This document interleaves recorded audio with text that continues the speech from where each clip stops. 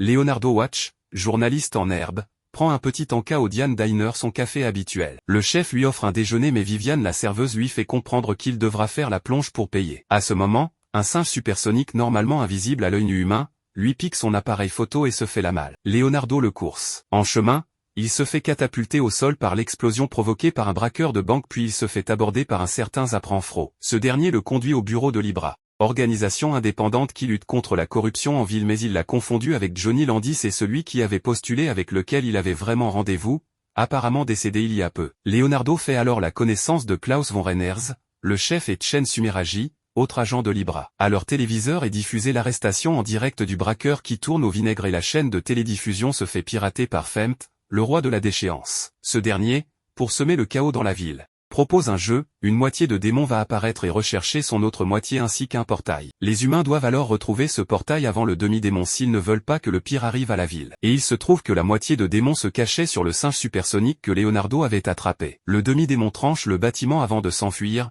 poursuivi par Chen. Klaus demande à Leonardo des explications sur la raison de sa présence ici. Ce dernier lui apprend qu'il y a 6 mois, alors qu'il faisait du tourisme avec Michela, sa sœur paraplégique de naissance, et leurs parents, un esprit leur apparut en offrant un choix, l'un verra tout, l'autre rien plus jamais. Tandis que Leonardo était pétrifié de peur, Michela accepta d'être celle à perdre la vue. En échange, Leonardo obtint les yeux de Dieu. Il cherche des réponses au sens de tout ceci. Des forces de sécurité du PHL les encerclent tous les trois pour les arrêter, mais Klaus se bat contre eux, permettant à Zap et Leonardo de partir. Ils partent sur les traces du singe supersonique qui a échappé à Chen. Ils le retrouvent mais le demi-démon se manifeste encore, coupant en deux la route. Zap l'affronte pendant que Leonardo approche le singe. Ses yeux lui permettent de voir le parasite à l'origine du phénomène dans son pelage et le met hors d'état de nuire. Femt enrage que son plan ait ainsi été ruiné. À l'issue de cela, Klaus accepte Leonardo au sein de Libra. Puis Leonardo retourne au café, détruit toutefois, pour tenir son engagement auprès de Viviane. Avec le temps, Léonard commence à en apprendre davantage sur les membres de Libra.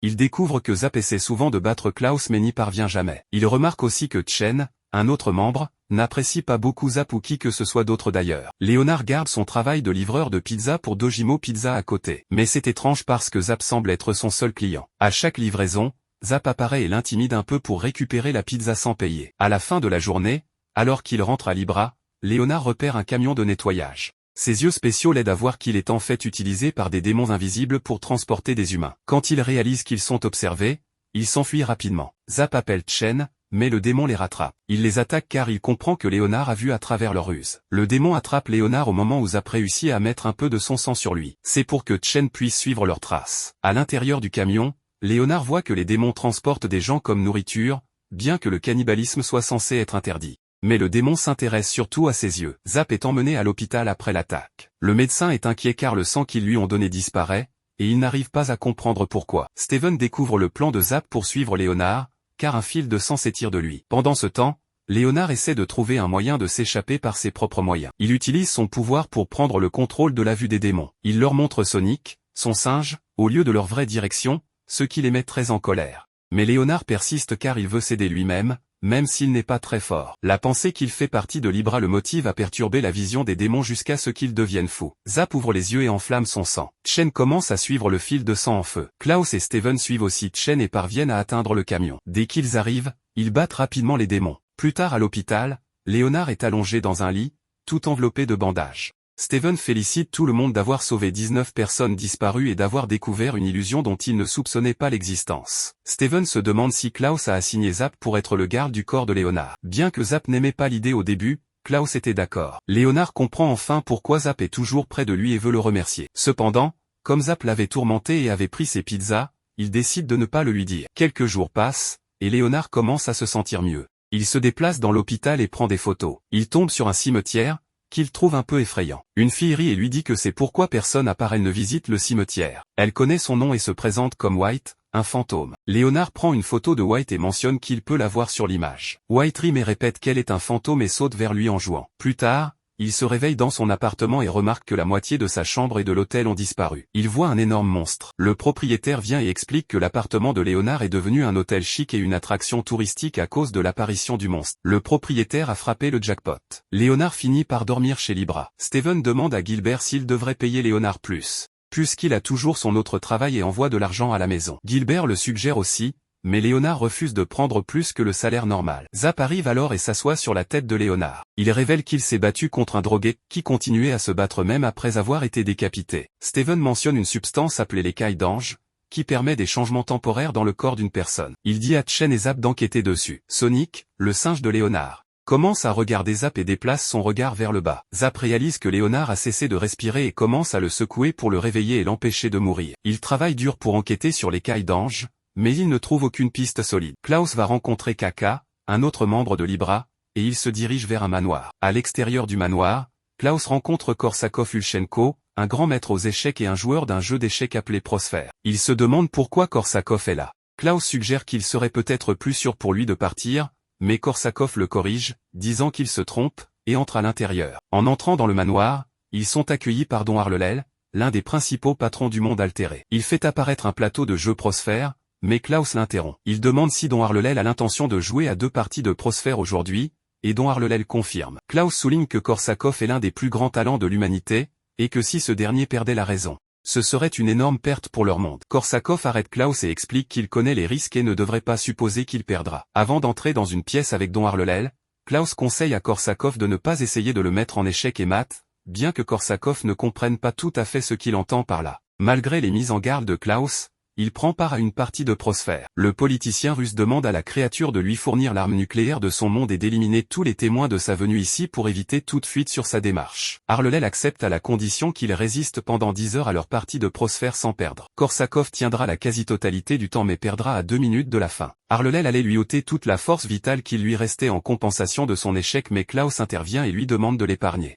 Harlelel accepte uniquement en gage de leur amitié tissée au fil des parties de Prosper qu'ils ont déjà faites ensemble. Il exige qu'ils tiennent pendant 99 heures. Il commence à jouer, et Don Harlelel demande à Klaus sa deuxième requête. Klaus demande d'où vient l'écaille d'ange et comment elle est déplacée. Kaka comprend que Don Harlelel a mis en place 2 parties, sachant que Klaus voudrait sauver Korsakov et qu'il demanderait une partie plus longue en échange. Pendant qu'il joue, Don Harlelel est intrigué par l'attitude de Klaus qui risque sa vie pour des informations qui peuvent changer le destin du monde. Harlelel lui confie qu'il se bat pour la vie d'un homme qui était prêt à le faire assassiner. Cependant, Klaus explique que les humains peuvent être faibles, et que c'est pourquoi ils agissent parfois de manières qui peuvent sembler irrespectueuses envers eux-mêmes. Mais cela n'a pas d'importance pour lui, car quels que soient les défis auxquels il est confronté, il restera fidèle à sa façon de vivre. Klaus réussit à tenir pendant 99 heures, et à la fin, Don Harlelel lui parle de l'écaille d'ange et laisse Korsakov partir. Kaka partage rapidement les informations avec Libra, et ils agissent, stoppant la substance et faisant des raids dans les endroits impliqués. Plus tard, Léonard passe du temps avec White. Il lui montre les photos qu'il a prises depuis qu'elle n'a pas pu quitter l'hôpital pendant les 3 dernières années. Dans le train,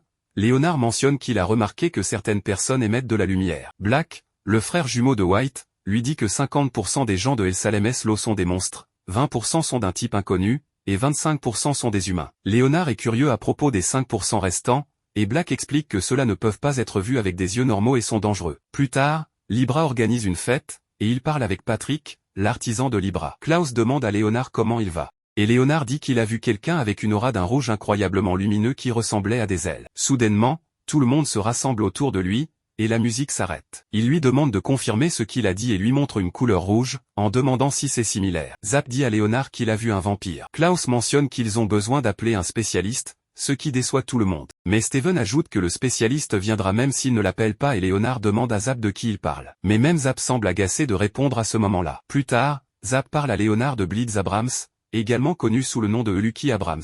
C'est un expert renommé des vampires, et Klaus le considère comme un mentor. Zap mentionne que d'être appelé Lucky ne concerne pas seulement la chance, et juste à ce moment, Blitz apparaît. Un morceau de verre frappe le front de Zap, et un morceau de métal frappe la tête de Léonard. Ils se dirigent tous vers le bureau de Libra. Gilbert remarque qu'il savait que Blitz arrivait, le surprenant car il ne leur avait pas dit. Gilbert explique qu'il y a eu un incident à l'aéroport, et que tout le monde sauf Klaus a compris que Blitz était en route. Zap demande à Léonard s'il comprend maintenant pourquoi Blitz a ce surnom. Léonard hoche la tête pour dire qu'il a compris. Blitz révèle un bras sectionné tenant un morceau de papier et explique son lien avec le Conseil des 13 Anciens. Un groupe puissant de 13 êtres éternels avec d'incroyables capacités de guérison et peu de faiblesse. Ils partagent qu'ils les ont déjà rencontrés et ont subi des pertes importantes. Ils croient que le morceau de papier contient les vrais noms des personnes qui ont été perdues. Blitz demande à Léonard s'il peut utiliser ses yeux uniques pour le lire. Léonard essaie, mais au fur et à mesure qu'il lit, il commence à voir une flamme ardente et des étincelles. Blitz, Klaus, Zap et Léonard partent pour le néant éternel. Ils atteignent la gare centrale Yggdrasiad.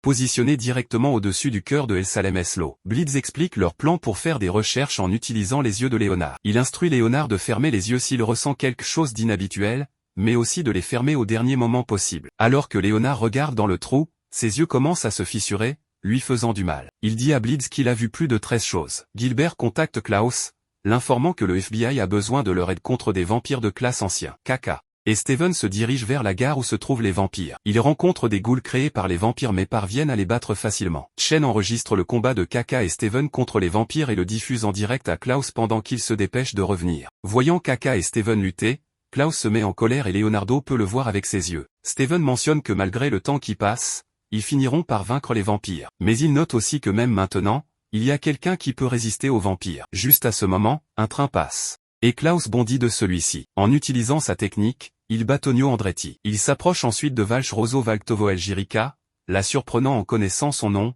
et la scelle. Léonard considère l'incertitude de survivre aujourd'hui et ce que demain pourrait apporter. Cependant, il remarque que les auras des membres de Libra brûlent, ce qui le fait repenser sa perspective. Il réalise qu'il y a une chance et que l'avenir est imprévisible. Dans le train, il se souvient de sa conversation avec Black. Il lui avait demandé si lui aussi pouvait voir les 5% restants. Black demande à Léonard de deviner ce qu'il est et qu'il connaît déjà le nom de Black. Léonard va rendre visite à White, mais elle n'est pas dans sa chambre. Il va au cimetière et l'exhorte à revenir puisque tout le monde la cherche. Cependant, elle refuse. Black contacte Fent, l'informant que c'est son ami à la ligne, le roi du désespoir.